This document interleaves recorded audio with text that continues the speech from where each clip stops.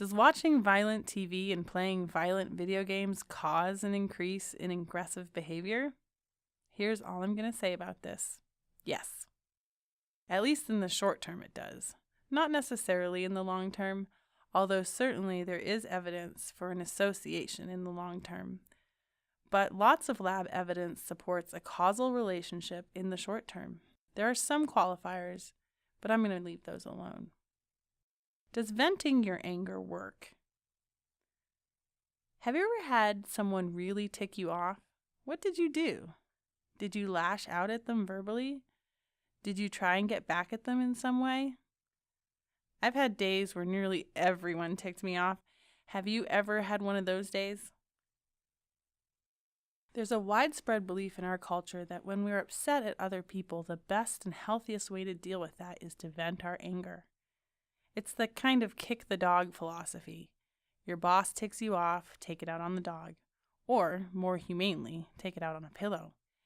Just let the old pillow have it.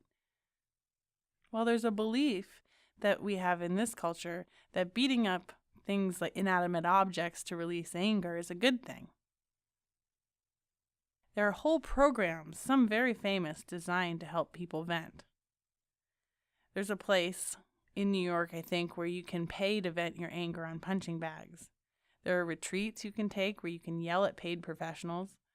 One of the ideas behind a lot of this can be called a catharsis theory. That is, if you let your aggression out, you won't be angry anymore. But does this sort of venting actually work? Does it actually reduce anger?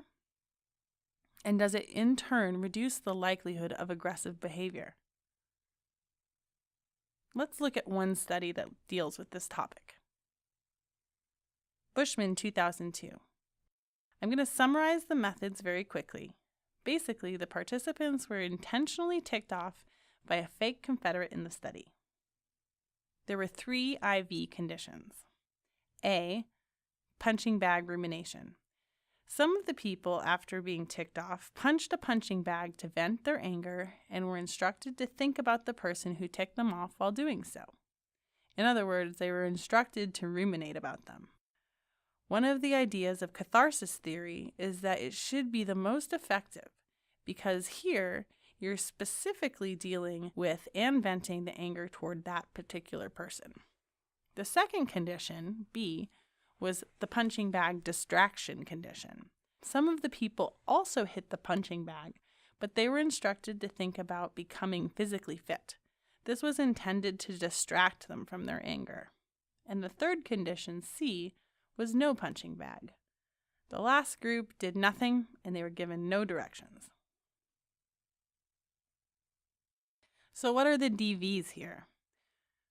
We have 2. We have A, the measurement of subjective anger, and B, the aggression towards the person who ticked them off. So here are the results. Let's focus first on the aggression towards the other person. Which strategy was the best at reducing retaliatory aggression? The condition that was the best for reducing retaliatory aggression was doing absolutely nothing. In addition to that, other evidence too suggests that physically venting your anger can dramatically backfire with respect to aggression. So why does venting increase short-term aggression? Bushman's answer? Practice, practice, practice. He likens it to learning anything. When you learn to play the piano, you practice the behaviors over and over again until they become second nature.